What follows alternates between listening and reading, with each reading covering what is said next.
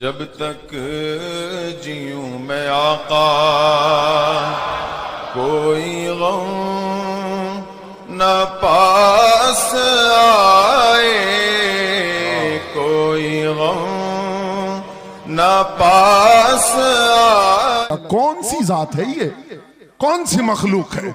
नंगा रहना लड़कियों को बेनकाब कर दिया। ये जालिम दुनिया है जो इंसान को इंसान रहना नहीं चाहती, देना नहीं चाहती। आज आपको पता है पूरी दुनिया में हुकूक का ढिंडोरा पीटने वाले इंटरनेट पे आज देख रहे होंगे एप्स्टाइन फाइल। क्या है ये, क्या है ये सब दुनिया के जालिम चेहरों की छुपी हुई तारीकियां। सब ताकत वाले नंगे हैं, तुम उनके पैरोकार ना हो। ये सब बड़े बड़े कुर्सियों पर बैठे हुए अंदर के रेपिस्ट हैं, अंदर के जिनाकार हैं, और ये दुनिया को सबक पढ़ाते हैं अमन का, ये दुनिया को सबक पढ़ाते हैं अखलाक का। आओ अखलाक की बात और हुस्न की बात करें तो ताजदार मदीना की बात। यहां जो कहा जाता है वो किया जाता है। यह नहीं है कि कुर्सी संभालने के बाद कुछ और कहा जाए और अमल कुछ और किया जाए। बारगाह मुस्तफा में आओ ऐ नौजवानों। मैं इसीलिए दर्दे दिल के साथ पूछ रहा हूं, ये तकरीर कोई सजाई भी नहीं कह रहा हूं, दर्द दिल के साथ पूछ रहा हूं। एक तरफ तुम कहते हो हुस्न वाला वो चेहरा था, फिर तुम्हारा चेहरा क्यों नहीं? तुम हुस्न वाले की पैरवी क्यों नहीं कर रहे? दाढ़ी तुमको चुभती क्यों है? मैंने सुना था स्पेन के एक चर्च के अंदर एक मूर्ति रखी हुई थी और एक यहूदी उसे देखने गया था। एक स्टेचू बनाया हुआ, उसमें मुसलमान सजदा कर रहा हुआ है, ईसाई उसकी पीठ पर चढ़ के खड़ा है और उसके कंधों पर यहूदी बैठा हुआ है।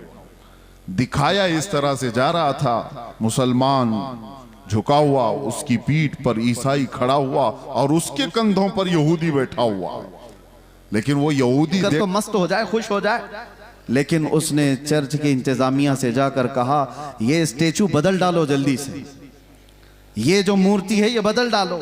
उसने पूछा आप कौन सी रिलीजन से ताल्लुक रखते हैं? कहा मैं यहूदी हूं। कहा ये तो आप अच्छा देख रहे हो, सबसे ऊंचाई पर आप हो।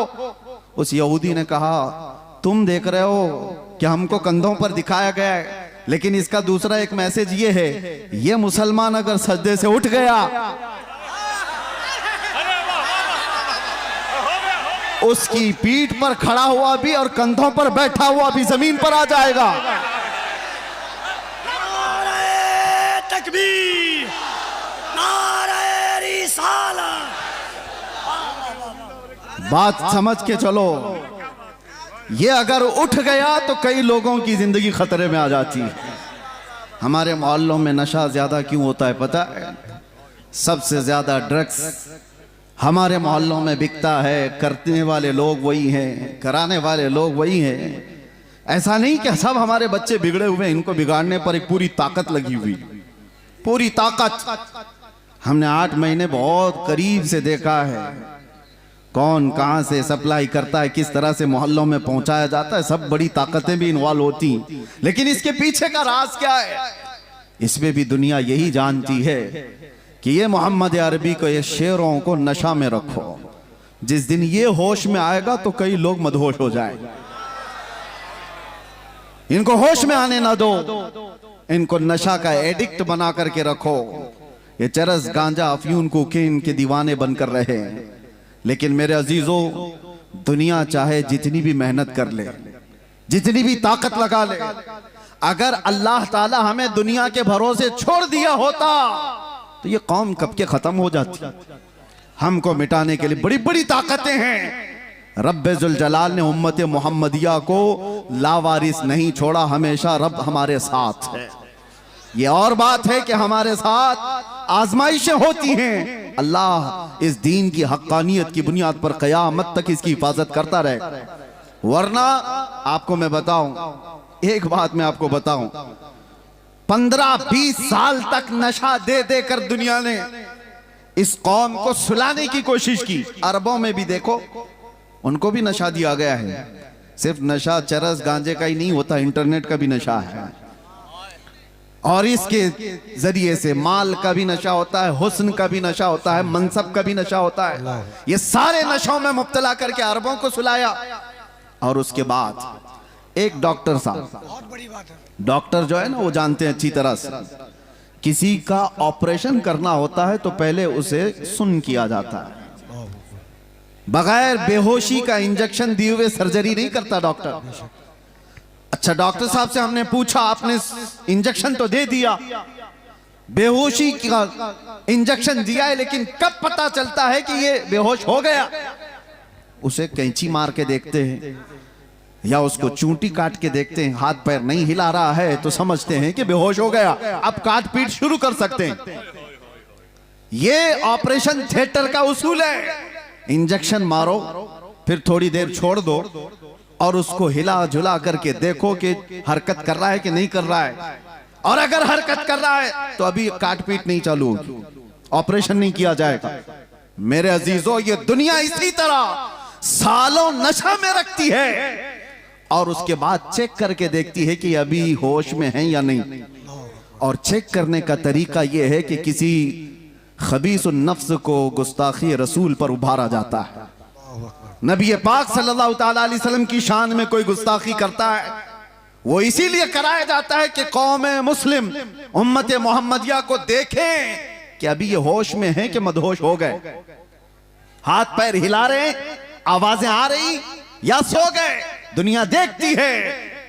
मैं और आलम की बात तो नहीं कहता, लेकिन मुझे फख्र है हिंदुस्तानी होने पर कि अल्हम्दुलिल्लाह यहाँ के बच्चे, यहाँ के मोहल्ले, यहाँ की आबादियां, इन्होंने नशा तो बहुत खिलाया है, लेकिन जब कभी किसी कुत्ते ने भौंका तो हर मोहल्ला खड़ा हो गया था, हर आबादी खड़ी नजर आई। और फिर तुमने देखा है पूरे हिंदुस्तान में शुमाल से लेकर जुनूब तक, मशरिक से मगरिब तक एक नारा गूंजने लगा, लब्बैक या रसूल अल्लाह। ये इस बात की अलामत थी कि नशा तो बहुत दिया, लेकिन हिंदुस्तानी मुसलमानों पर तुम्हारा नशा काम नहीं किया। ये आवारा तो हो गए मगर मेरे मुस्तफा के गद्दार नहीं हुए, गुनहगार तो हुए हैं। अजीजा ने गिरामी वकार, कौम मुस्लिम को हर जगह पहचाना जाता है। बहरहाल मैं बैठा था आपके पास कुछ और पैगाम लेकर, मगर शादाब पैकर साहब के जो कलाम थे उन्होंने हमारी फिक्र खिताब को महमेज दिया। और फिर गुफ्तगू को हमने, जाहिर सी बात है हम नात सुनते हैं तो उछल कूद नहीं करते, हमारा मिजाज ये है कि नात सुनो तो ऐसे तसव्वुर में मदीना आ जाए, हुजूर की बारगाह में बैठने का एहसास हो जाए कि जब शायर ये कह रहा हो कि जब वो बेहिजाब हो गए, जब शायर ये कह रहा हो जब वो बेहिजाब हो गए, दिल की कसक को उन्होंने और ऐसा छेड़ा कि दिल फिर बेकाबू हो जाए। ये मंजर कब होता है पता है? मैंने गमों की रातें देखी हैं, अंधेरियों में अपनी माँ को नहीं पुकार सकते, बाप को नहीं पुकार सकते, हमें यकीन है कि हमारी आवाजें दीवार के बाहर तक भी नहीं जा सकती, लेकिन इतना दिल में एहसास था चाहे 70 कोठरियों में बंद हो, आवाज मदीने तक तो जरूर जाएगी। ये यकीन था पुख्ता, और उस वक्त यही तलब थी जो ये कह रहे थे जब वो बेहिजाब हो गए, खार भी गुलाब हो गए, जो कांटे थे वो गुलाब बन गए। हम जैसे निकम्मों को किसने ये शोहरत दी है? ये हम जैसे नाहंजार लोगों को किसने ये मकाम दिया है कि लोग देखने के लिए खड़े हो जाएं? मेरे अजीजों, हमारा सोशल मीडिया प्लेटफॉर्म नहीं, या हमारे पब्लिसिटी के लिए किसी तरह के खर्चे हों, वल्लाह बिल्लाह तल्लाह हमने कभी शोहरत के लिए पैसे खर्चे नहीं किए और ना ही लोगों को इस्तकबाल के लिए खड़ा किया है। हम तो इसके लिए कफील अंबर साहब को एक बार नहीं 10 बार बोल चुका हूं कि मिंबर पर मेरी तारीफ मत करो, स्टेज पर मेरी तारीफ मत करो, ये मिंबर रसूल है, सिर्फ रसूल की तारीफ हो। बादशाह के सामने फिर किसी वजीर की बात नहीं होती। जब बादशाह आजम की बात की जा रही है तो वजीरों की बातें नहीं की जाती। हम बारगाह मुस्तफा सल्लल्लाहु ताला अलैहि वसल्लम में, लेकिन मैं आपको इसलिए ये बात कह रहा हूं कि हमने ये जमा नहीं किया है हमने पब्लिसिटी नहीं की है। ये जहां पर भी जाते हैं ये सिर्फ और सिर्फ वो अताए मुस्तफवी है। नबी कौनैन सल्लल्लाहु ताला अलैहि वसल्लम की अताएं हमने देखी हैं कि जब हम फकीरी में हो, गुर्बत में हो और फिर ये पुकारें कि आका नजरे करम हो जाए, तो फिर मामला वही होता आता है फकीरों पे उन्हें प्यार कुछ ऐसा, खुद भीख दें और खुद कहें मंगते का भला। जब वो बेहिजाब हो गए खार भी गुलाब हो गए। ऐ नौजवानों, नशा अगर तुम्हारे मोहल्लों में आया है तो इसी शेर पर मैं गुफ्तगू कर दूं, इसी शेर पर मैं अपनी गुफ्तगू तमाम कर दूं। अगर तुमने चरस, गांजा, अफयून, कोकेन को करीब से देखा हो या आवारा लोगों ने तुम तक ये माल पहुंचाया हो, तो ये वो धतूरा है जिसको इस्तेमाल करने के बाद इंसान अपनी माँ और बेटी और बीवी में फर्क नहीं महसूस कर पाता। वो अपनी बेटी और बीवी में फर्क नहीं कर पाता। जमीन और आसमान उसे पता नहीं, हराम, हलाल, कुफ्र, शिर्क और ईमान में कोई इम्तियाज बाकी नहीं रख पाता। उस धतूरे नशे में क्यों पड़ते हो? नशा करना ही है तो इश्क़ मोहम्मदी का नशा है। आओ एक तड़प आज यहां से ले चलो, एक तलब लेकर के जाओ। आज इस जलसे में आए हो ताजदार मदीना सल्लल्लाहु ताला अलैहि वसल्लम की इस महफिल में आए हो। बहुत मांगा होगा तुमने अल्लाह करीम की बारगाह में, औलाद भी मांगी होगी, तिजारत भी मांगी होगी, और तुमने अपने घर बार के बीमारों की शिफा मांगी होगी। कौन ऐसा मोमिन है जो दुआओं से दूर रहता है? कुछ ना कुछ रोज मांगता है। लेकिन क्या ही अच्छा होता वो मांगते जो शहजादा आला हजरत ने मांगा था। क्या मांगा था मुफ्ती आजम ने? यूं मांगा था, कुछ ऐसा कर दे मेरे किरदिगार आंखों में, हमेशा नक्श रहे रूए यार आंखों में।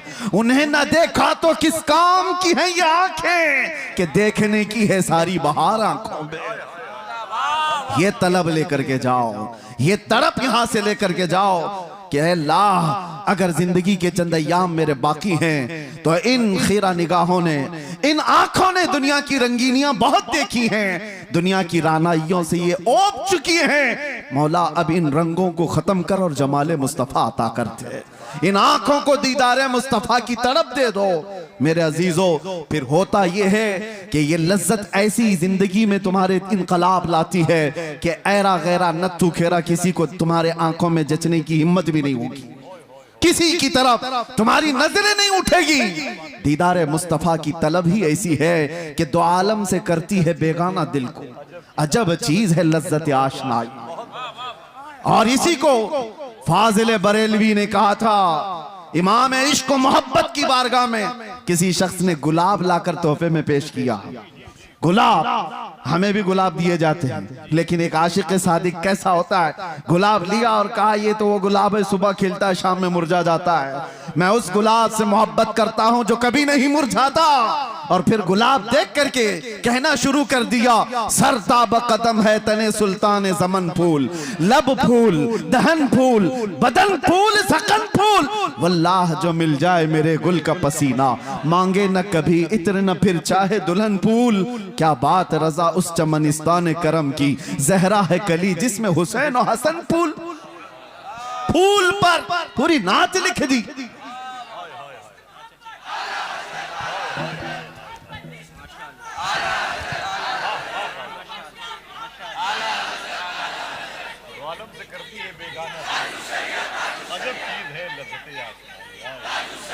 तवज्जो, आज हमारी बेचैनियों का इलाज क्या है? हमारी बेकरारियां कहां से दूर हों? कौन दूर करेगा?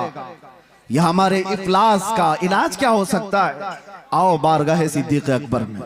सैयदना अबू बकर सिद्दीक रज़ी अल्लाह तआला अन्हु गर्मियों के दिन अपने घर से बाहर निकले और रसूल पाक सल्लल्लाहु तआला अलैहि वसल्लम अपने हुजरे से बाहर निकले। ऐन इत्तेफाक उसी वक्त नबी पाक सल्लल्लाहु तआला अलैहि वसल्लम बाहर आए। हजरत अबू बकर से पूछा, माँ भी कया अबू बकर, अबू बकर क्या हुआ तुम्हें, इस वक्त क्यों आए हो? हजरत अबू बकर ने क्या कहा, भूख की शिद्दत ने मुझे या रसूल अल्लाह बाहर निकाल दिया घर से। तवज्जो चाहता हूं, भूख की शिद्दत ऐसी है या रसूल अल्लाह, बाहर आ गया। थोड़ी देर आगे गुजरे थे, हजरत उमर भी मिल गए। उसी वक्त उनसे भी रसूलुल्लाह ने पूछा, क्या उमर इस वक्त तुम क्यों आए? उन्होंने कहा शिद्दत भूख की ऐसी है या रसूल अल्लाह, हम बाहर आ गए। ये तो सुनिए आप, ये हदीस मौजूद है। और फिर मेरे आका उन्हें एक बगीचा ले गए। लेकिन ये दोनों सहाबा भूख लगी है तो घर से बाहर क्यों निकले? हजरत अबू बकर से पूछो, हजरत उमर से पूछो। वो कहते हैं बात यह है कि जब भूख ज्यादा लगती और घर में कुछ नहीं होता, हम जमाले मुस्तफा देखकर भूख मिटा लेते। हुजूर के चेहरे को देखते सारी भूख खत्म हो जाती। हमारी इफलास, हमारी गुर्बत का इलाज वही तड़प है, कुछ ऐसा कर दे मेरे किरदिगार आंखों में। मेरे अजीजों, जाना तो ये तलब लेकर के जाना कि आका आपका दीदार हो जाए। या रसूल अल्लाह, अभी वो उम्मी फिदाक आपके दरबार में मेरी हाजिरी हो जाए और आपके चेहरे जमाले जहां आरा की जियारत हो जाए।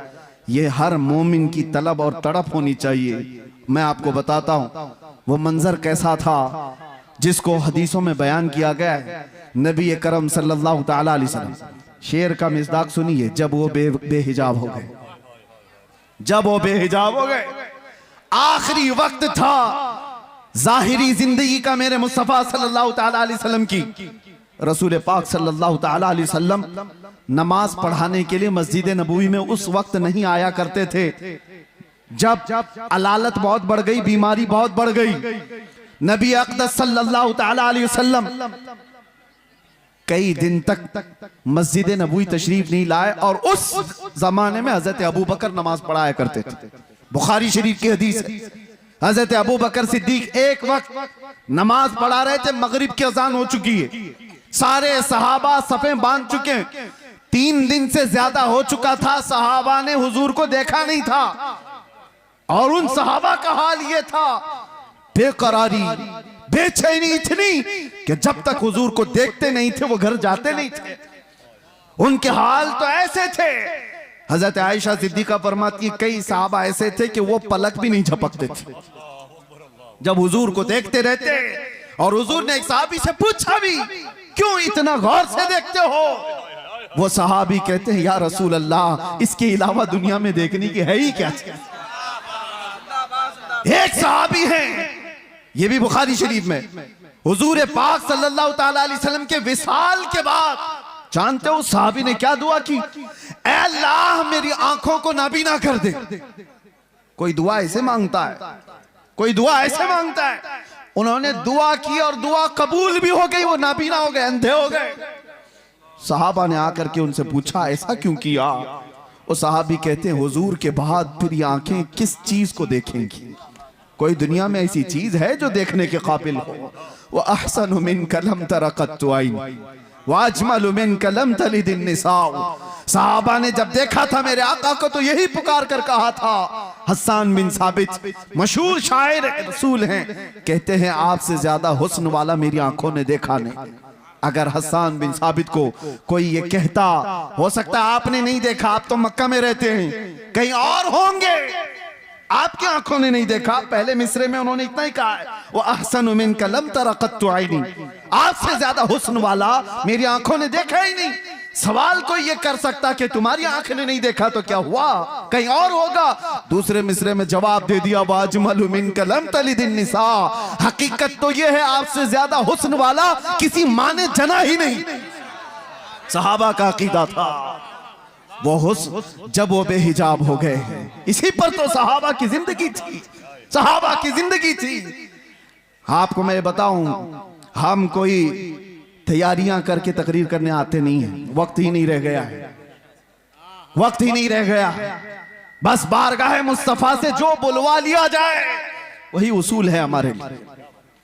बात तवज्जो, हुजूर अकरम सल्लल्लाहु ताला अलैहि वसल्लम की बारगाह में चल रहे हैं, सहाबा सफे लगाए खड़े हैं, मगरिब की अजान हो चुकी है, सिद्दीक अकबर नमाज के लिए। हर नमाज के वक्त सहाबा हुजूर की हुजरे की तरफ देखते थे, अब खुलेगा तब खुलेगा।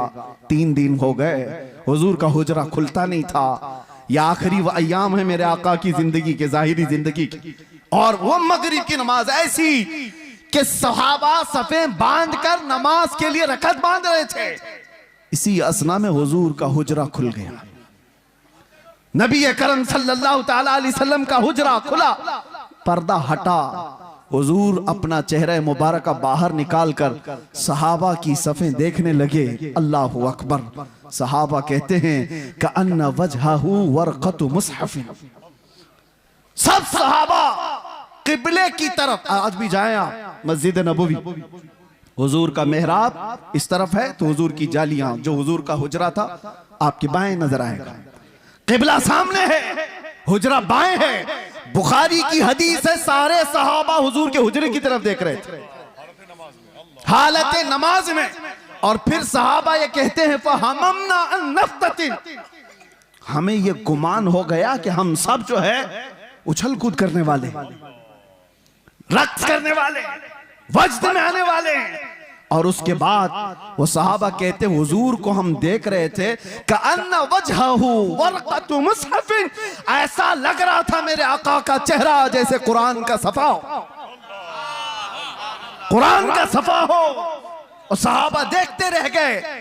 आज तक किसी मुल्ला ने ये नहीं कहा कि वह सहाबा का किबला बदल गया था तो नमाज टूट गई। चेहरा पूरा का पूरा बदला था, किबले से बदल करके मेरे आका के हुजरे की तरफ देख रहे थे सहाबा। किसी ने नहीं कहा, बुखारी को नहीं कहा, मुस्लिम को नहीं कहा क्या ऐसी हदीस लाए हो कि सहाबा पूरे के पूरे बदल गए थे। हाँ, बरेली वाले ने इसका जवाब दिया, बरेली वाले ने जवाब दिया है। वो जवाब इतना शानदार दिया है, वो अकीदा बन गया। और इसीलिए मैं कहता हूं बरेली वाले का अकीदा खुद का नहीं है, वो सहाबा का अकीदा, वो सहाबा से लिया हुआ है। बरेली वाला क्या कहता है, हाजियो आओ शहंशाह का रोजा देखो। काबा तो देख चुके, अरे काबे का काबा देखो।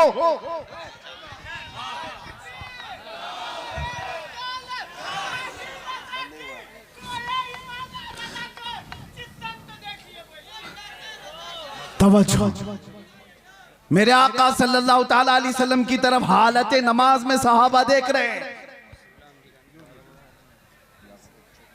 नारे तकबीर, नारे रिसालत, उलमाए अहले सुन्नत, मसलके आला हजरत पीरे तरीक़त हजरत अल्लामा गुलाम रहमानी साहब किबला।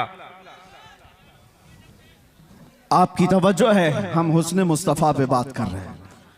और इसीलिए किताब शिफा शरीफ में ये फरमाया गया कि जब यूसुफ अलैहिस्सलाम के जमाने में कहत पड़ गया था ना, सालों तक गल्ला नहीं आ रहा था और उन्होंने पहले जमा कर लिया था, और वो गल्ला जब तकसीम करते थे, एक बार ऐसा हो गया कि गल्ला खत्म होने को आ गया, अभी 3 महीने बाकी थे फसल आने को। उन्होंने बारगाह रब्बुल इज्जत में अर्ज की कि अब इस पूरी रियाया को गल्ला कैसे तकसीम किया जाए। रब ने हुक्म फरमाया पूरी रियाया के दरमियान जाकर अपना चेहरा खोल दो। और यूसुफ अलैहिस्सलाम मजमे में आकर अपना चेहरा खोलते, उनका हुस्न देखकर लोगों की भूख मिट जाती। ये हुस्न यूसुफ की बात है, ये हुस्न यूसुफ की बात है। और उसके बाद आओ जमाले मुस्तफा की बात। यहां पर मेरे आका सल्लल्लाहु ताला अलैहि वसल्लम को देखकर भूख नहीं मिटती, सिर्फ भूख नहीं मिटती। सहाबा तो कहते हैं हमारी जिंदगी आपके लिए, हमारी औलाद आपके लिए, हमारे माँ बाप आपके लिए, बल्कि कुर्बान होने को हर सर तैयार नजर आता है। भूख मिटाना अपनी जिंदगी की जरूरियात, लेकिन जान देना ये और मामला। हुस्न देखकर जान देने की बात होती। बारगाह मुस्तफा सल्लल्लाहु ताला अलैहि वसल्लम में इमाम आजम अबू हनीफा से एक शख्स ने सवाल किया था कि सुना है एक काफिर की मौत, बदबख्त की मौत जब आती है तो उसकी रूह निकालने का दर्द बहुत ज्यादा होता है, और एक मोमिन साले आशिक मुस्तफा की रूह निकाली जाती है तो सुकून के साथ वो दुनिया से जाता है। क्या इसकी कोई असल है आपके पास? इमाम आजम ने कहा कि जाओ सूरह यूसुफ पढ़ो, समझ में आ जाएगा। वो सूरह यूसुफ पूरा पढ़ के आया, उसमें मौत का कहीं जिक्र ही नहीं। वो आया और कहने लगा ये इसमें तो कहीं ऐसा है नहीं कि बदबख्त की रूह अलग निकाली जाएगी और मोमिन सालेह की रूह अलग निकाली जाएगी। कहा फिर पढ़ कर क्या? फिर पढ़ कर क्या आया, कहीं जिक्र नहीं है। आपने पूछा फिर पढ़ा क्या? उसने कहा यूसुफ और जुलेखा का वाकया पढ़ा। पूरा यूसुफ और जुलेखा का वाकया पढ़ा। कहा क्या वाकया पढ़ा? कहा यूसुफ अलैहिस्सलाम बड़े हसीन थे और जुलेखा उन पर फिदा हो गई थी। औरतें जब ताना देने लगी शहर की, जुलेखा ने एक दावत की और उसमें औरतों को बुलाया और सबके हाथों में एक तेज चाकू दिया और लीमू दिया और फिर यूसुफ को बुलाया और सब औरतों से कहा लीमू काट दो। औरतों के हाथों से लीमू गिर गया, 4 उंगलियां कट गई। ये वाकया कुरान में है। फलम्मा समिअत बिमकरिहिन्न अरसलत इलैहिन्न व अअतदत लहुन्न मुत्तकअन व आतत कुल्ल वाहिदतिन मिनहुन्न सिक्कीना व क़ालत इखरुज अलैहिन्न फलम्मा रअयनहु अकबरनहु व क़त्तअन अयदियहुन्न व क़ुलना हाशा लिल्लाहि मा हादा बशरा व क़ुलना हाशा लिल्लाह। ये औरतों का वाकया कुरान में मौजूद है। सुना है आपने यूसुफ और जुलेखा का वाकया? इमाम आज़म ने कहा अच्छा ये तो पढ़ लिया तुमने। और औरत ऐसी जात है, काटना तो दूर की बात, अगर उसको चूंटी भी लग जाए तो वो उछल कूद करती है। अरे वो कॉकरोच से डरने वाली, वो छिपकली से भागने वाली, आधा हाथ काट ले ऐसा कैसे हो सकता है? औरत आधा हाथ काट ले ये होगा नहीं। तो उसने कहा बात दरअसल ये है वो काटी नहीं है, कट गई है। काट तो नहीं सकती, कट गई। कैसे कटी? कहा हुस्न यूसुफ में ऐसी मशगूल थी कि कट गई, पता नहीं चला।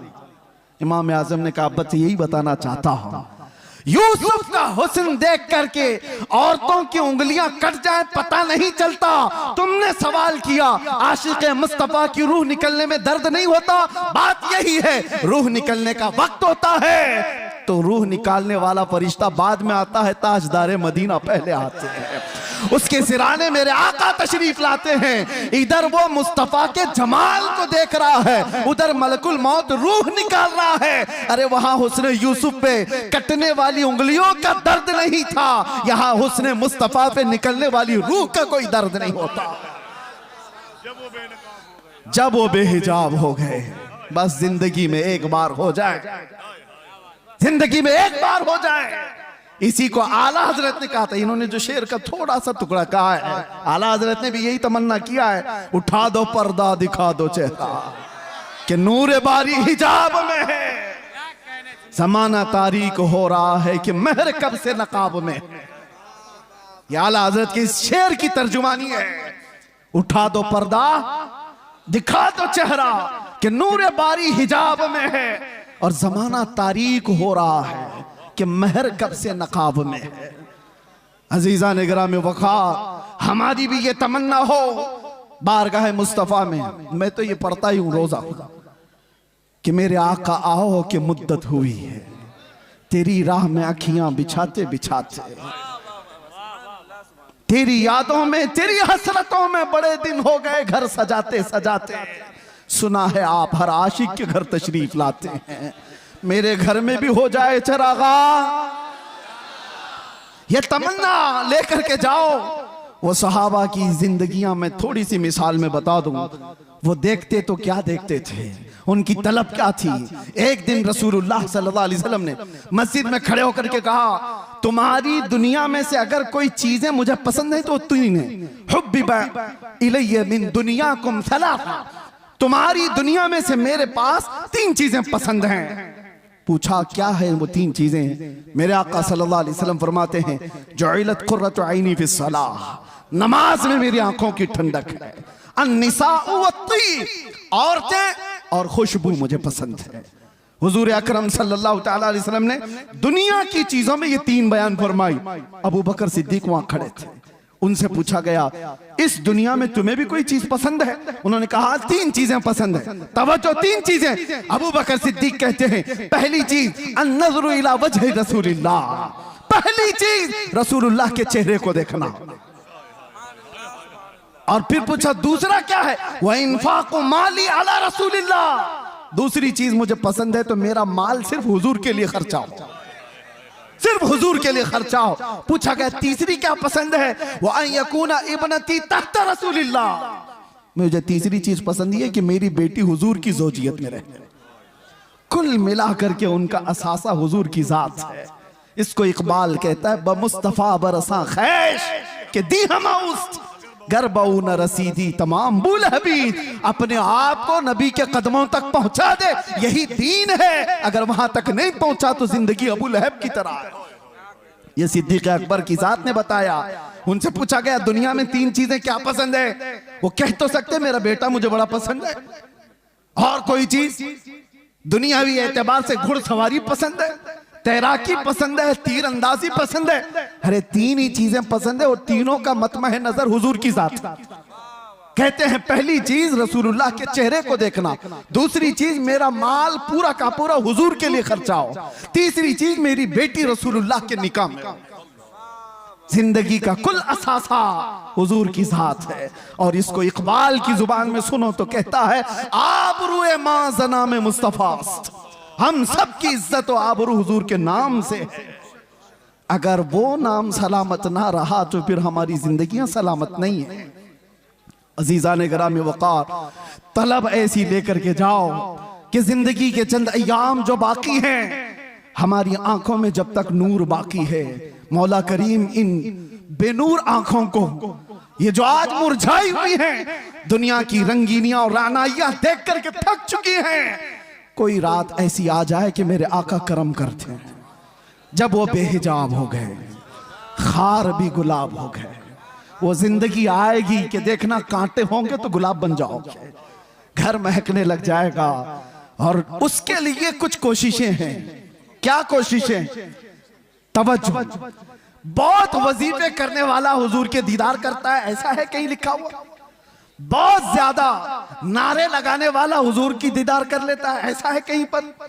ऐसा नहीं है। बहुत नमाजें पढ़ने वाला, बहुत रोजे रखने वाला, बहुत ज़कात देने वाला, हज करने वाला, ये ऐसा कहीं सिस्टम नहीं है। हुजूर को देखने के लिए कोई ऐसा मेयार नहीं बताया गया।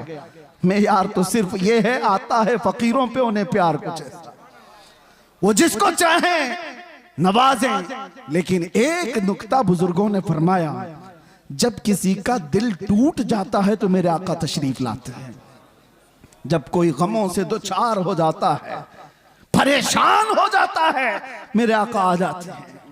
एक अबू हफ्स समरकंदी की बात मैं कहता हूं, दिल थाम करके सुनो। मक्का मुकर्रमा में एक शख्स का इंतकाल हुआ और उसका अकलौता बेटा था।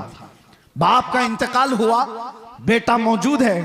हैरत की बात यह है कि जिस बाप का इंतकाल हुआ है, मरने के फौरन बाद उसका चेहरा गधे की शक्ल का था, जानवर की शक्ल का दिख रहा था। तो उसने जल्दी से चादर ढांक दी, चादर ढांक दी और छुपा दिया। घर वालों से भी कहा किसी को बोलो मत।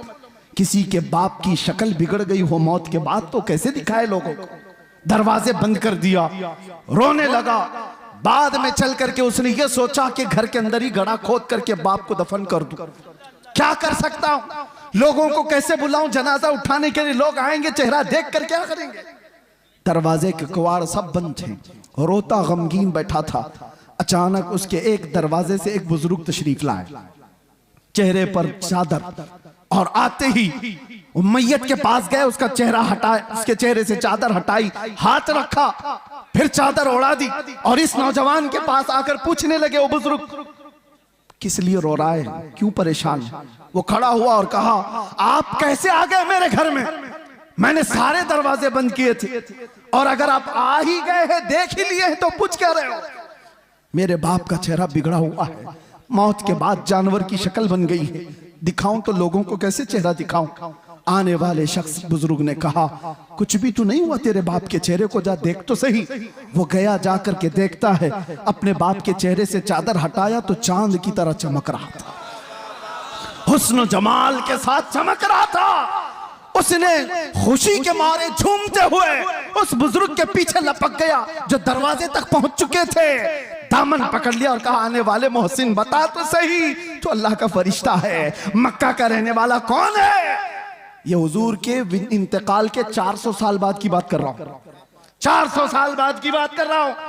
आने वाले शख्स ने पलट करके कहा, अना मुहम्मदुन रसूलुल्लाह, मैं मोहम्मद अल्लाह का रसूल हूं। हाथ पैर कांपने लग गए। कहा, आप कैसे मेरे घर? हुजूर फरमाने लगे, बात दर हकीकत यह है कि तेरा बाप कुछ ऐसे गुनाह में मुब्तला हो गया था जो अल्लाह के गजब को उठा दिया। अल्लाह का गजब जोश में, और रब तबारक व तआला का गजब इस पर हुआ, इसका चेहरा बदल दिया गया। लेकिन एक बात है, तेरे बाप का ऐब मैं तुझे नहीं बताऊंगा वो कौन सा गुनाह करता था। हुजूर से उसने पूछा बेटे ने, हुजूर फरमाते हैं बाप के ऐब हम बेटों को नहीं बताते। हाय या दुनिया एक का ऐब पकड़ ले तो पूरे मोहल्ले में चर्चा कर। मेरे आका की जात है, बेटे से कहते बाप का ऐब मालूम है मुझे, लेकिन हम तुझे नहीं बताएंगे। लेकिन मैं क्यों आया ये बताता हूं, मैं क्यों आया ये तो बताता हूं। तेरे बाप की बुराई तो थी जिससे रब नाराज था, लेकिन एक अच्छा काम था तेरे बाप का, ये बिस्तर पर रात को उस वक्त तक नहीं सोता था जब तक 100 बार मुझ पर दुरूद नहीं पड़ता था। इसका दुरूद जो फरिश्ता मुझ तक पहुंचाता था वो आज आया मेरे पास, कहने लगा गजब हो गया आका, जिसका दुरूद रोजाना आपके दरबार में लाया करता था वो मर गया, मगर रब नाराज है और उसके चेहरे को बदल दिया गया है। आका आप पर दुरूद पढ़ने वाले का चेहरा सलामत नहीं रहा तो दुनिया क्या ताना देगी। हुजूर कहते हैं मैं आया और हकीकत में तेरे बाप का चेहरा बदला हुआ था। मैंने तेरे बाप के चेहरे पर हाथ रखकर अल्लाह से इतनी अर्ज की कि मौला इस चेहरे को तो ना बदल, इस चेहरे को तो ना बदल। रब ताला ने फरमाया महबूब हाथ उठाओ, इस वक्त मौजूद लोगों में सबसे ज्यादा हुस्न उसको दिया जाएगा। हाथ जो लगा जब वो बेहिजाब हो गए, खार भी गुलाब हो गए, जब वो बेहिजाब हो गए, इसी को कहते हैं, इसी को कहते हैं जब वो बेहिजाब हो गए खार भी गुलाब हो गए। जिनके चेहरे बदल गए थे, जिनके चेहरे बदल गए थे मरने के बाद, मुस्तफा क्या आ गए वो हुस्न वाले हो गए। इसीलिए मेरे अजीजों मैं अक्सर एक बात कहता हूं, छोड़ो अहरे गैरे नत्थु खेरे की बातें, इसको उसको देखने की तड़प में क्यों रहते हो। और उलमा के लिए भी ये मिंबर थोड़ी देर के लिए मिला होता है, इसकी बजाया उसकी बजाया तुम कब तक ये करते रहोगे। बात करो उस मुस्तफा की जिसकी बात करके 100 साल हो जाने के बाद भी बरेली का आशिक अभी मुर्दा नहीं कहलाता। जिस मजमे में जाओ आला हजरत जिंदा नजर आता है। वजह क्या है, वजह क्या है, वो आला हजरत ने अपने बाप दादों के कसीदे नहीं पढ़े थे, आला हजरत पठान कबीले की तारीफ में नहीं गुनगुनाए। जब बात आई तो यूं कहते मैं गधा हूं अपने करीम का, मेरा दीन पारे ना नहीं। किसी ने अगर तारीफ के लिए कहा तो वो आला हजरत ने किसी सेठ की, किसी बड़े पीर की या किसी लोगों की तारीफ में जुबान नहीं खोला। दुनियादारों की बात कर रहा हूं, दुनियादारों की बात नहीं। आला हजरत कहते थे वो कमाल हुस्न हुजूर है कि गुमान नक्श जहां नहीं। उसी हुस्न की बात कर रहा हूं मैं। आला हजरत क्या कहते हैं, वो कमाल हुस्न हुजूर है कि गुमान नक्श जहां नहीं। यानी एक हल्का नक्श लगाने का गुमान भी नहीं कर सकते, वो कमाल का हुस्न है। और यही फूल खार से दूर है। दुनिया के सारे फूलों में कांटे होते हैं, एक मदीने का फूल है जिसमें कोई कांटा ही नहीं। जहां भी शमा रोशन होगी धुआं तो आएगा ही, जहां चिराग रोशन होगा आसपास धुआं होगा। मगर बरेली वाला इमाम कहता है यही वो शम्मा है कि धुआं नहीं। धुआं तकलीफ देता है और शमा रोशनी देती है, लेकिन हर शमा के साथ धुआं होता है। सिर्फ मदीने की शमा है जिसमें धुआं नहीं, रोशनी ही रोशनी है। तेरे आगे यूं है दबे लच्छे फुसहा अरब के बड़े बड़े, कोई जाने मुंह में जुबान नहीं, नहीं बल्कि जिस्म में जाने। अल्लाह अल्लाह अल्लाह अल्लाह। सरे अर्श पर है तेरी गुजर, दिल फर्श पर है तेरी नजर। मलको तो मुल्क में नहीं कोई शय वो जो तुझ पे आया नहीं। करूं तेरे नाम पे जां फिदा, न बस एक जां दो जहां फिदा। दो जहां से भी नहीं जी भरा, करूं क्या करोड़ों जहां नहीं। नारे तकबीर, नारे रिसालत, कलामे आला हजरत, इश्क़ मोहब्बत, इश्क़ मोहब्बत, इश्क़ मोहब्बत, इश्क़ मोहब्बत, मस्ती मस्ती करिया करिया। और एक बात, आज यहां पर खड़े होकर के आप कफील साहब से सुन रहे थे, किसी का नाम मत लो, किसी कुत्ते का नाम हमारे मिंबर से नहीं लिया जाता। गुस्ताखे रसूल उसका नाम भी नहीं लेता मैं। लेकिन एक बात मैं बताऊं, कितनी दिन किया गुस्ताखे, कितने दिन तेरी हयात।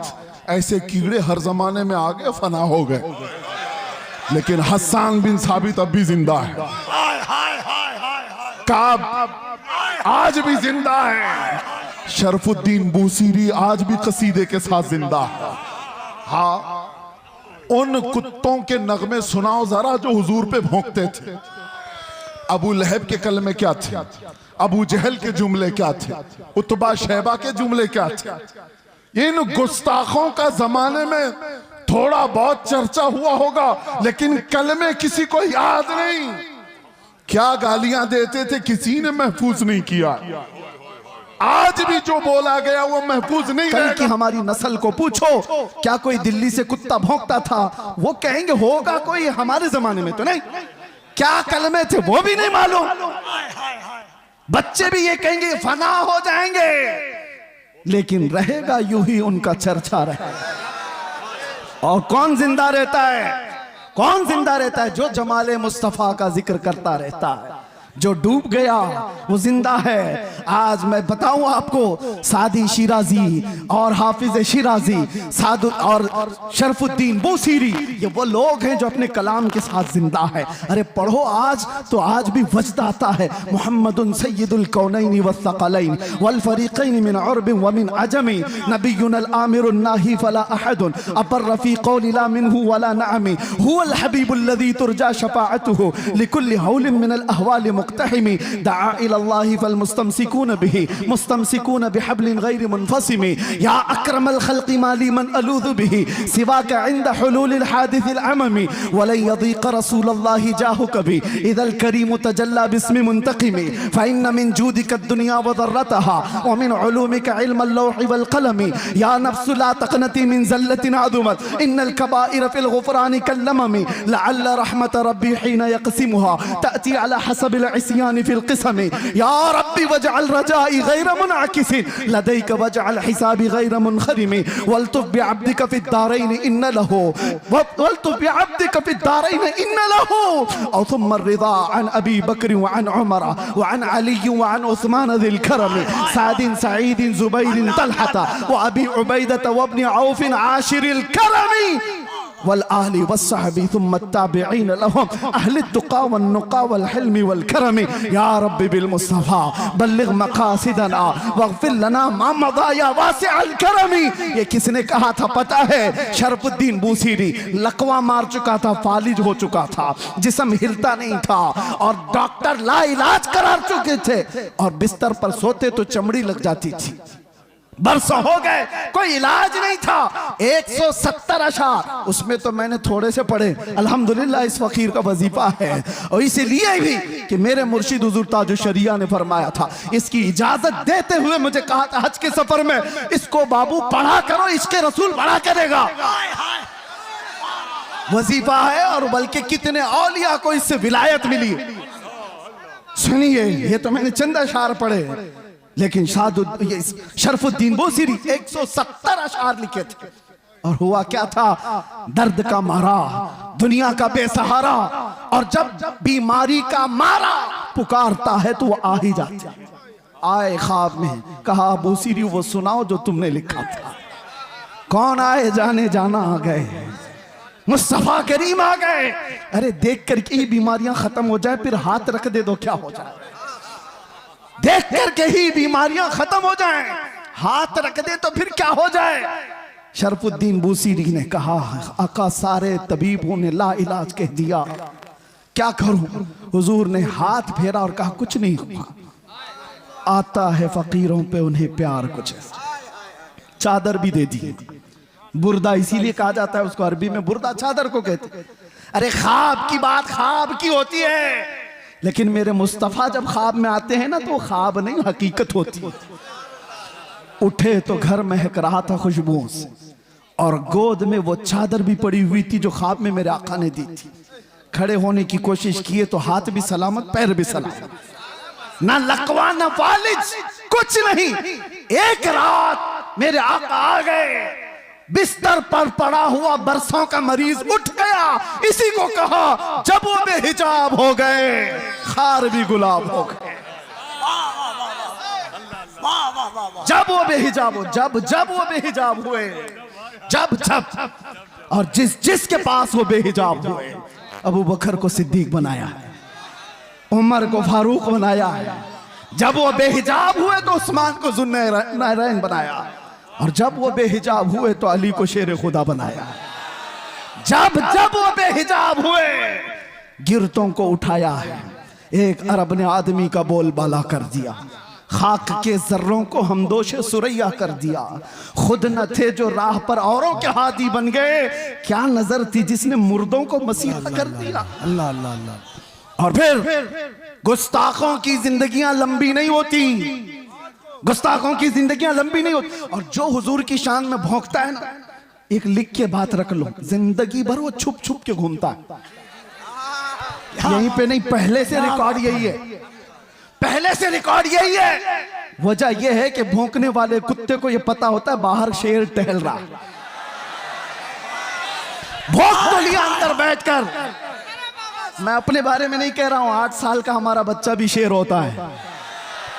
इसीलिए आपको पता है उस पाखंडी के यहाँ 8 साल का बच्चा अंदर गया था तो पेपर में आ गया, मुसलमान बच्चा। अरे वो पानी लेने के लिए गया था, पानी लेने के लिए गया था, पेपर में आ गया। सबको बुला लिया कि ये मुसलमान बच्चा अंदर कैसे आ गया।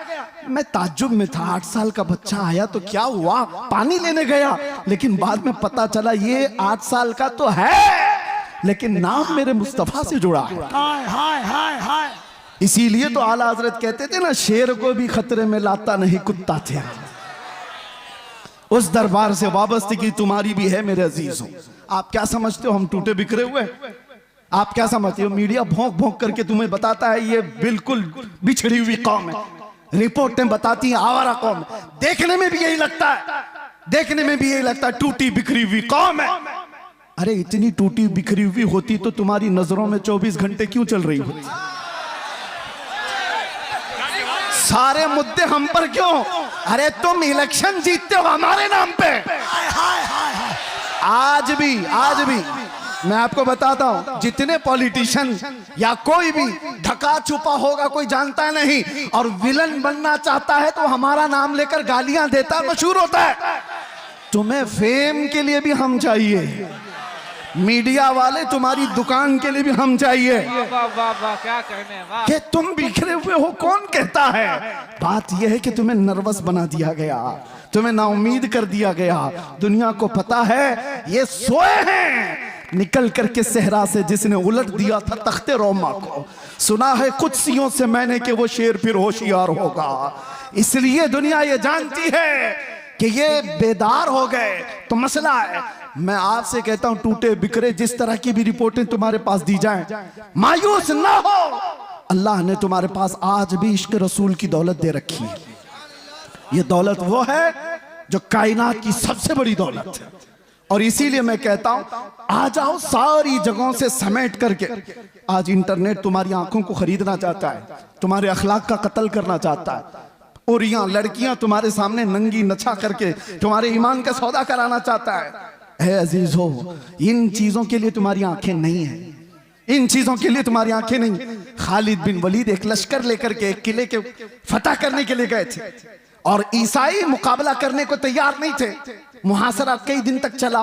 बाद में ईसाई पादरी ने चाल क्या चली थी, आकर के खालिद बिन वलीद से कहा हम लड़ेंगे नहीं, आप अपनी फौज को लेकर 3 दिन के बाद बाजार से गुजरते हुए हमारे किले तक आ जाइए, सही सलामत आ गए तो चाबियां आपके हवाले। खालिद बिन वलीद ने शर्त मंजूर कर ली, मगर उन खबीसों ने चाल ये रची थी 3 दिन के अंदर सारे मुल्क से हसीन तरीन लड़कियों को आधे कपड़ों में लाकर बाजार में खड़ा कर दिया, दौलत के अंबार बिछा दी। क्योंकि उन ईसाइयों को मालूम था खालिद बिन वलीद के साथ जितनी फौज आई है ये सब जवान लोग हैं। भड़कता हुआ नफ्स नौजवानों के साथ होता है और नौजवान जल्दी बिकता है तो औरत पर या दौलत पर। और ईसाइयों ने ये रच दिया था। 3 दिन के बाद खालिद बिन वलीद जैसे ही बाजार में कदम रखे, शर्त के मुताबिक नजर पड़ी और यहाँ लड़कियों पर खड़े हो गए और पलट करके गुलामान मुस्तफा को जो उन्होंने तकरीर की थी, अल्लाह अल्लाह, ये कहा था, ऐ गुलामान मोहम्मद, आज तुम्हारे इम्तिहान का दिन है। अगर कदम डगमगाए तो कयामत तक फटकार बरसेगी और सलामत रहे तो अल्लाह के यहाँ महबूब कहलाए जाओगे। उन्होंने पूछा मैं करना क्या है? कहा वही करो जो मेरे मुस्तफा करते थे। कहा क्या करना है? मेरे आका जब बाजार में चलते थे तो अपनी नजरें नीची रखते थे, बस इस पर अमल करो और निकल जाओ। एक जुमला था खालिद बिन वलीद का, वो फौज पूरी निकल कर चली गई, लड़कियां अपनी तरफ बुलाती रहीं। मैं वो सोच करके हैरत ज़दा हूं, इश्क़े मोहम्मदी में डूबा हुआ नौजवान किसी आवारा हसीना के पीछे कैसे जा सकता है? औरतें उनको फरिफ्ता करने लगी, उभारने लगी, लेकिन तारीख में लिखा है वो नौजवान उस बाजार से ऐसे गुजर रहे थे कि अगर उनके सरों पर अंडा भी रख दिया जाए तो न गिरता। इस तरह से गुजरते गए फौज की हरकतों के साथ। ईसाई तो वहां खुशियां मना रहे थे, सब इसमें लहू और लाहब में मसरूफ हो चुके होंगे, औरतों में दौलत में मसरूफ हो चुके होंगे, लेकिन सही सलामत खालिद बिन वलीद जब किले के पास आ गए तो हैरत में थे। चाबियां दी और ईसाई पादरी ने पूछा खालिद बिन वलीद से कि बताओ खालिद, ये कौन सी फौज जमा की है? ये लश्कर कौन सा है? इनके दिलों में नफ्स है या नहीं, ख्वाहिशात है या नहीं? हमने हर तरह का हुस्न लाकर रख दिया था, तुम्हारा कोई नौजवान देखने को तैयार नहीं। खालिद बिन वलीद ने तारीखी जुमला कहा था, वही है जो हमारा मौजूए सुखन है। कहा था, ऐ नादानो, तुम उन आंखों को खरीदने की कोशिश करते हो जिन आंखों में पहले से जमाले मुस्तफा बसा है। जो हुस्ने मुस्तफा को देखी हुई आंखें हैं वो दुनिया को क्या नजर से देखेंगी? जब वो बेहिजाब हो गए, खार भी गुलाम हो गए।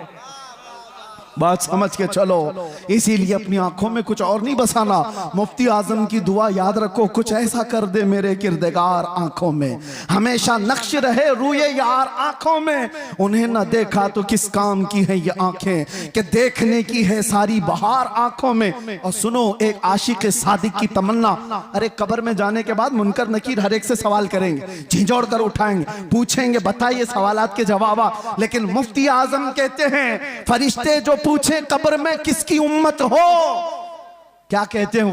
जवाब में क्या कहेंगे?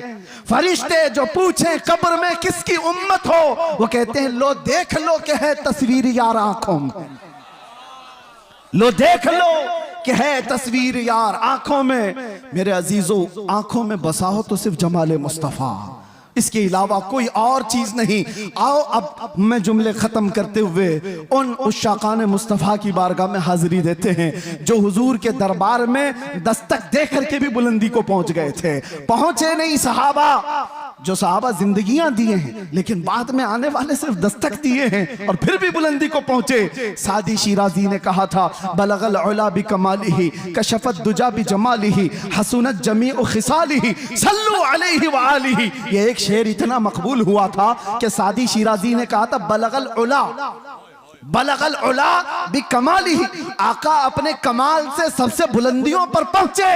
एक दूसरे फारसी शायर हैं, वो कहते हैं, सादी ने कहा था रसूलुल्लाह बुलंदी पर पहुंचे, और मेरे आका ने सादी को फारसी में इतना बुलंद किया कि कोई उसके कदम तक भी नहीं पहुंचता।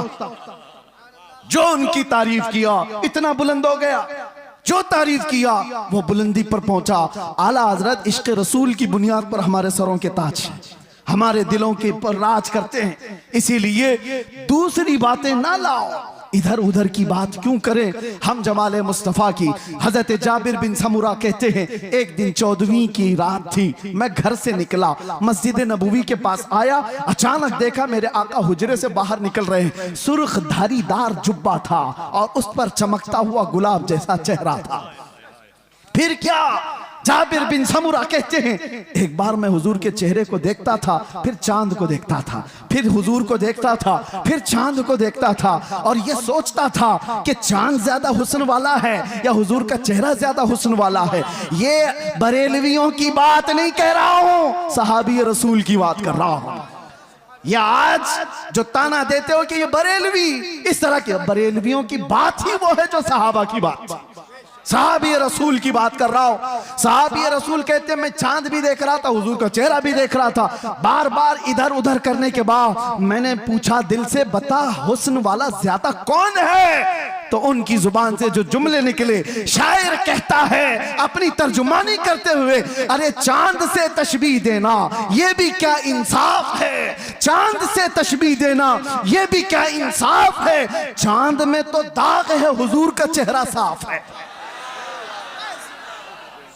चांद में तो दाग है, हुजूर का चेहरा साफ है। ये सहाबा का अकीदा था, ये सहाबा का मामूल था। वो हुस्न वाला अगर किसी को मानते तो मेरे आका को। अब आखिरी आज से दिल पर हाथ रख करके बताओ, तुम्हारा ये ईमान है, तुम्हारा ये यकीन है, तुम्हारा ये मानना है कि इस कायनात में सबसे ज्यादा हुस्न वाला चेहरा मेरे आका का था?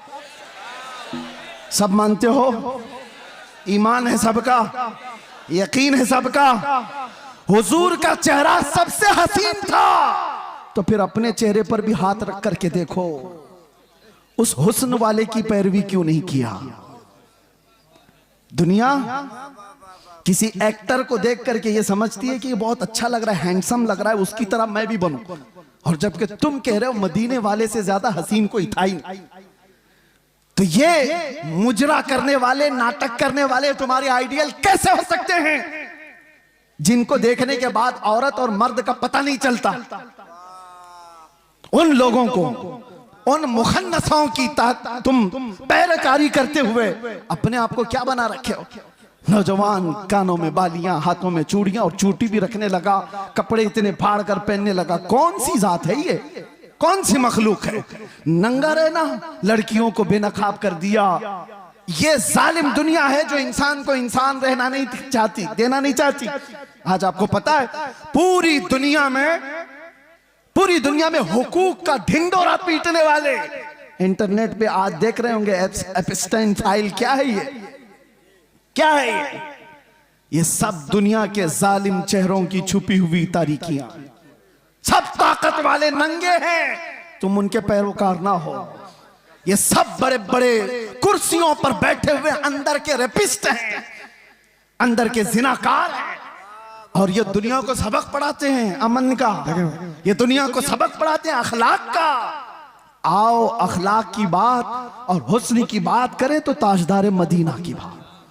यहां जो कहा जाता है वो किया जाता है। यह नहीं है कि कुर्सी संभालने के बाद कुछ और कहा जाए और अमल कुछ और किया जाए।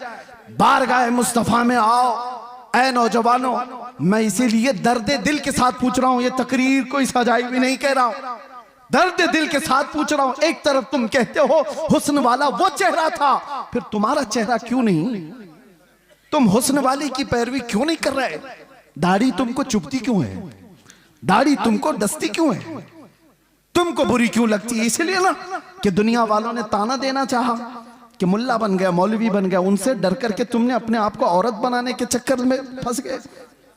यानी कल को अगर ये तुम्हें कहने लग जाए कि तू बकरा लग रहा है, कपड़े उतार दे, तो नंगे घूमोगे।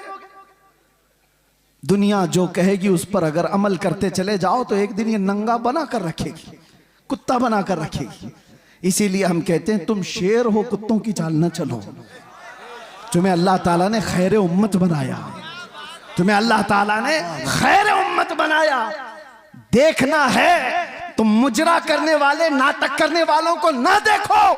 हमारे नौजवान का कोई आइडियल हो सकता है तो खालिद बिन वलीद है, हमारे नौजवानों का आइडियल हो सकता है तो सलाहुद्दीन अय्यूबी। आप उनको देखो, अरे जीने में मजा कुछ और आ जाए, जीने में मजा कुछ और आ जाए। आप अरे गैरे नत्थु खेरे बुज़दिलों के वाकयात पढ़ोगे तो वैसे बीमार हो जाओगे। रसूलुल्लाह के जानिसारों की तारीख पढ़ो, अरे फिर हर दर्द भूल जाओगे, हर तकलीफ आसान हो जाएगी। इसीलिए हम कहते हैं सहाबा की बात ये थी। आज जैसे कफील साहब ही कह रहे थे, हजरत फिर आप वैसे बोलने लग गए, थोड़ा सा संभल के बोलिए, क्योंकि घुमा फिरा के हमारी तकरीर में कहीं ना कहीं कुत्ता आ ही जाता है। लेकिन मुझे बताओ, है भी तो एक मखलूक ना। कुत्ते को कुत्ता ना कहूं तो टॉमी बोलूं? आप मुझे बताइए, कुत्ते को कुत्ता ही तो कहा जाएगा। लेकिन किसी को तकलीफ होने लग गई तो हमें उसका क्या लेना देना? अगर आप ये बताएं, ये कह रहे थे थोड़ा सा, मैं आपसे ये कहता हूं मेरे अजीजों, हम कानून के खिलाफ नहीं जा रहे, लेकिन बात अगर मेरे मुस्तफ़ा की इज्जत की आएगी तो हम किसी आसपास की सरहद को नहीं देखते, हम अतराफ में घेरने वाली लाइनों को तोड़ देते हैं। इसलिए कि इंसान की फितरत है, कानून में भी मौजूद है। किसी की मां को गाली देकर किसी ने उसकी गैरत जगाई, या उसकी बीवी को पकड़कर उसकी गैरत जगाई, बदले में उसने मार दिया है, तो कानून भी ये कहता है इंसानी फितरत है, ये गैरत में बेकरार होकर मारा है, इंसानी गैरत होती है। मैंने ये पढ़ा है बहुत सारे कानूनों में, फिर पता चला अरे इंसान को मां की गैरत हो सकती है, बीवी की गैरत हो सकती है, 1000 माओं से ज्यादा मोहब्बत करने वाले रसूल के लिए क्यों नहीं हो सकती? हमारी गैरत रसूलुल्लाह के लिए क्यों नहीं हो सकती? और इसीलिए कहा है हमारे सहाबा ने जो हमें मसलक दिया था वो यही था, वो सारी गैरत रसूलुल्लाह के लिए रखते थे, मेरे आका के लिए।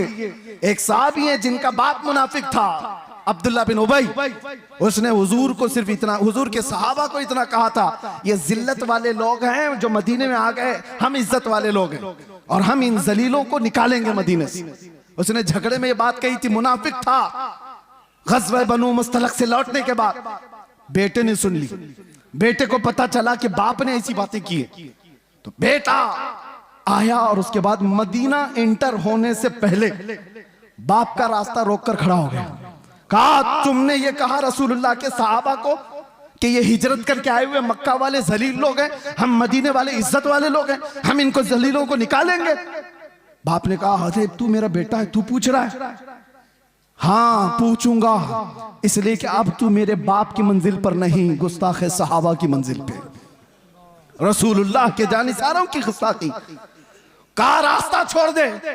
बेटे ने कहा कसम रब्बे जुल जलाल की, उस वक्त तक तुझे मैं मदीने में दाखिल होने नहीं दूंगा जब तक तू अलल ऐलान ये नहीं कहेगा कि मैं जलील हूं, रसूलुल्लाह के सहाबा इज्जत वाले।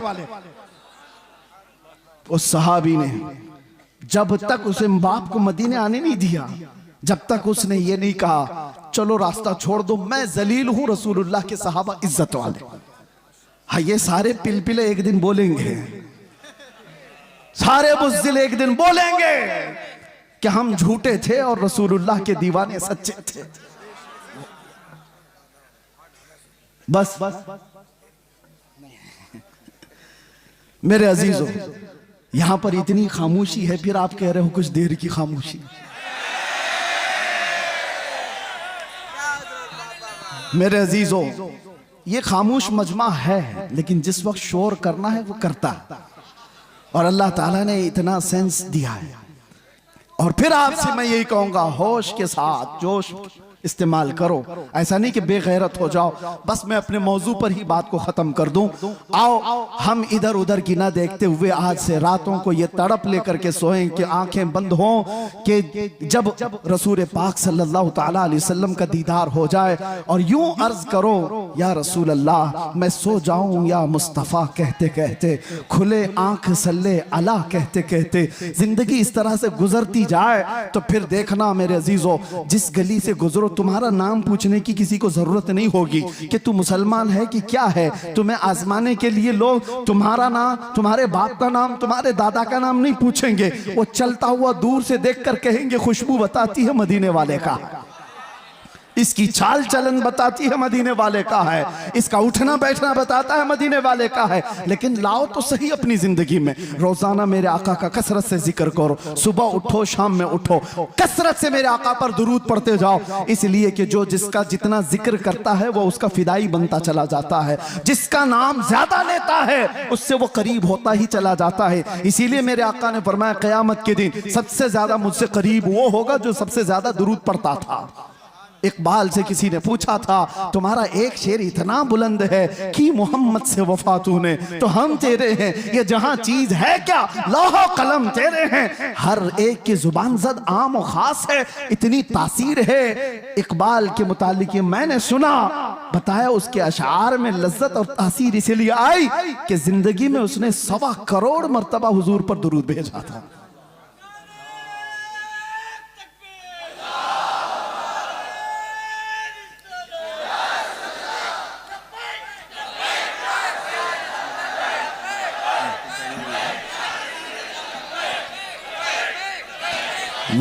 बस वक्त की यहाँ पाबंदी नहीं है, मुझे उन्होंने वक्त के लिए नहीं कहा है, लेकिन बात मेरे मुस्तफा की आए तो नौजवानों को इतनी बात याद रखनी चाहिए, हम सबसे ज्यादा माँ बाप भाई बहन रिश्तेदार सारी दुनिया से ज्यादा हुजूर से जब तक मोहब्बत ना करे ईमान कामिल नहीं।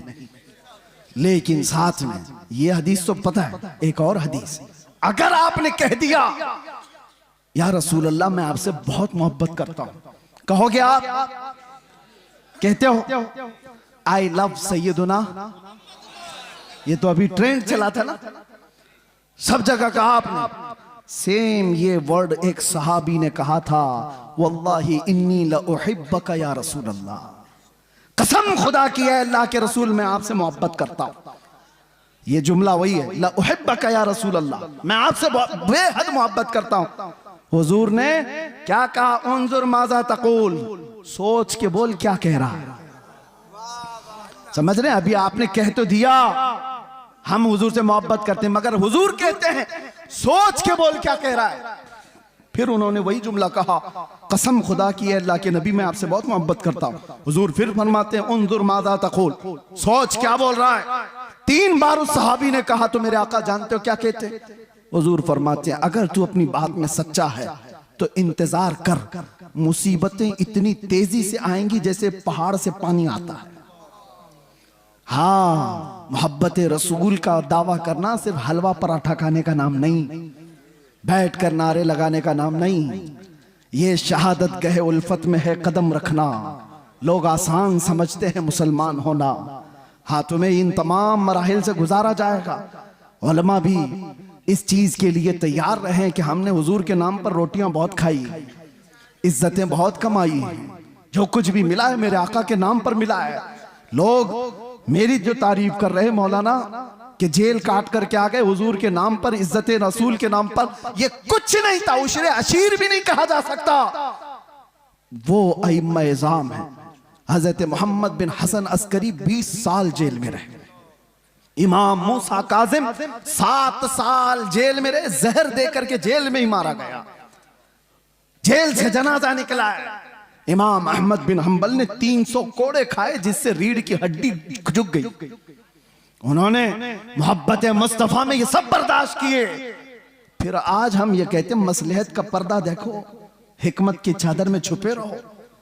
मैं पूछता हूं, मैं जो बात कहने जा रहा था बीच में डिस्कनेक्ट हुई, एक सवाल मुझे बताओ, आज मुझे भी नसीहत करो, मेरे भी बच्चे हैं छोटे से, मेरा भी घर बार है, मेरे भी रिश्तेदार, मेरी माँ है, भाई बहन है, सबको दर्द होता है, लेकिन जो लोग नसीहत करते हैं कि बच्चों का ख्याल करो, घर का ख्याल रखो, बीवी बच्चों का, माँ बहनों का ख्याल रखो, उनके आंसू से देखो, मैं पूछता हूं वो बद्र में जाने वाले सहाबा के क्या बच्चे नहीं थे?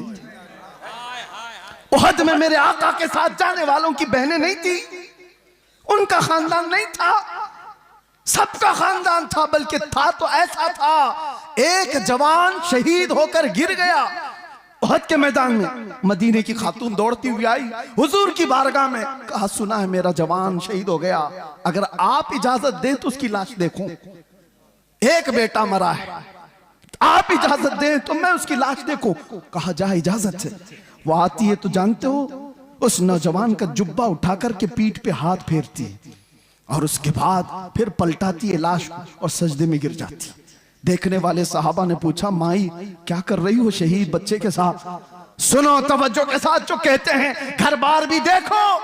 वो खातून कहती है, जब मेरा लाल निकल रहा था मैंने इसे नसीहत की थी कि बेटा अगर हुजूर पर कोई सख्ती आ जाए, जंग भारी पड़ जाए तो पीठ फेर कर भागना मत, अगर भागते हुए मारा गया तो मैं अपना दूध भी माफ नहीं करूंगी। मां ने कहा था हुजूर को छोड़ करके जाते हुए मारा गया तो मैं दूध नहीं माफ करूंगी। और फिर मुझे पता चला उहद के मैदान में जंग सख्त हो गई थी, लोगों के पांव उखड़ गए थे, कुफार गालिब आ गए थे। मेरा दिल डोलने लगा, कहीं मेरा बच्चा भागा हुआ तो नहीं हुजूर को छोड़कर। मैं दौड़ती हुई आई, रास्ते में किसी ने कहा नहीं शहीद हो गया है। फिर बेचैनी बढ़ी, भागते हुए तो नहीं मरा, भागते हुए तो नहीं मरा, मैदान में सिर्फ मुझे यही देखना था कि हुजूर को छोड़कर भागते हुए तो नहीं मरा था। आकर के मैंने लाश को पलटकर पहले उसकी पीठ पर हाथ फेरकर इसीलिए देखा कि पीछे से तीर तो नहीं लगे। अल्लाह का शुक्र बजा लाते मैं सजदा कर गई, इसलिए कि मेरा बेटा मरा है, सारे जख्म सीने पर लेकर मरा है। ये दो आलम से करती है बेगाना दिल को, अजब चीज है लज्जत आशनाई। लोग ये कहते हैं हम मसलहतें और हिकमतें क्यों नहीं देखें। जरूर अल्लाह ने फरमाया तदबीर करो, लेकिन जब मेरे मुस्तफा की बात आए तो सहाबा भी तो आइडियल है। बताओ मुझे कहने वालों, मेरी जिंदगी की क्या वकात, मैं कौन सा अहम आदमी हूं जो बच जाऊं तो लोगों का भला हो। मैं ये कहता हूं 1000 दर्जे बेहतर थे रसूलुल्लाह के नवासे इमाम हुसैन। उनका जीना पूरी उम्मत के लिए कितनी बड़ी नेमत, कितना बड़ा कमाल था, मगर उन्होंने जिंदगी बचाने की कोशिश नहीं की, मेरे मुस्तफा के दीन बचाने की कोशिश। जब वक्त पड़े नौजवानों समझौते में ना जाओ, कल क़यामत के दिन तुमसे भी पूछा जाएगा। तुम जिसके हुस्न के दिलदादा थे, मोहल्लों में बैठ करके नारे लगाते थे, आका की बारगाह में जब भी मदीने जाता हूं तो रोना आता है इस बात को लेकर के कि कहीं मैं सलाम करूं और ये ना पूछा जाए उस जगह से आ रहा है तू जहां से रोज मुझे गालियां दी जाती है। डर लगता है आज भी, इसीलिए हमारे जज्बात बेकाबू होते हैं, इसलिए हम ज्यादा बोलते हैं, तल्ख लहजे में इसीलिए बोलते हैं, सख्त लहजे में इसीलिए बोलते हैं। बारगाह मुस्तफा में जाने के बाद शर्म से पानी पानी होते हैं, क्या कहें। हकीकत बात है मेरे अजीजों, हमने कोई दिफा नहीं किया, कोई मुसीबतें नहीं उठाई, बहुत मिठाइयां खाई, बहुत अच्छे खाने खाए हैं, अच्छी जगहों पर रहे हैं। उनके बाद पर जिन्होंने तकालीफ उठाई वो सहाबा का मामला था, वो सहाबा का मामला था। उनको कुरान ने यूं ही नहीं कहा रज़ियल्लाहु अन्हुम व रज़ू अन्हु।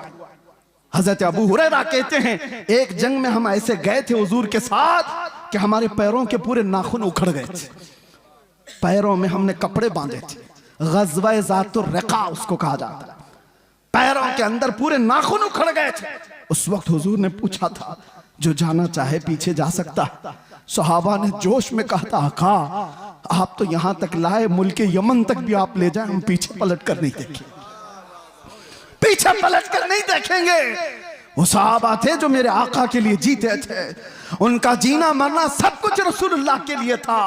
और फिर उन्होंने ये ऐलान किया था आका की बारगाह में कि या रसूल अल्लाह, एक साहबी उनके हाथ की नस कट गई और खून बहता हुआ हुजूर के जिस्म पर आया था, हुजूर के जिस्म पर। और जब हुजूर पाक सल्लल्लाहु ताला अलैहि वसल्लम उनके हाथ पर हाथ रखकर पट्टी करने लगे, अरे दर्द के मारे तलवार का जख्म खाया हुआ आदमी बिलबिलाता है, वो मुस्कुरा रहे थे, जंगे खंदक में मुस्कुरा रहे थे। हुजूर ने देखा और कहा क्यों मुस्कुराते हो। कहा या रसूल अल्लाह कुल्लु मुसीबतिन बादक जुललुन, आपके होते हुए हर मुसीबत छोटी है, हर जख्म हल्का है। जब वो बेहिजाब हो गए, खार भी गुलाब हो गए, बस देर इस बात की है कि एक दिन वो आ जाए, मेरे आका बेहिजाब हो जाएं, इस प्यासी उम्मत की बेताबी मिट जाएगी। यकीन जानो मेरे अजीजों, किसी और की तलब न रखो। आज के दिन तुम्हें उठाने वाला आपको ये आएगा नहीं। हो सकता है नोचने वालों की तादाद ज्यादा है, तुम्हारे जेबों पर नजर रखने वालों की तादाद ज्यादा है। यहाँ लूट खसोट की दुनिया चल रही है, हर कोई अपने अपने हलकों के चक्कर में पड़ा हुआ है। एक बात याद रखो, छोड़ो ये सारे तमाशे, बारगाह मुस्तफा की तरफ लो लगाओ। इस बेताब उम्मत का, बेकरार उम्मत का इलाज इतना ही है, आका इन आवारा आंखों को एक बार दीदार अता कर दो, अपने हुस्न में महव कर दो, ताकि अब आंखें बेकार ना जाएं, हसीनाओं के चक्कर में हम गुमराह ना हो। फिर दुआ करते हुए जाते हैं, चमक तुझसे पाते हैं सब पाने वाले।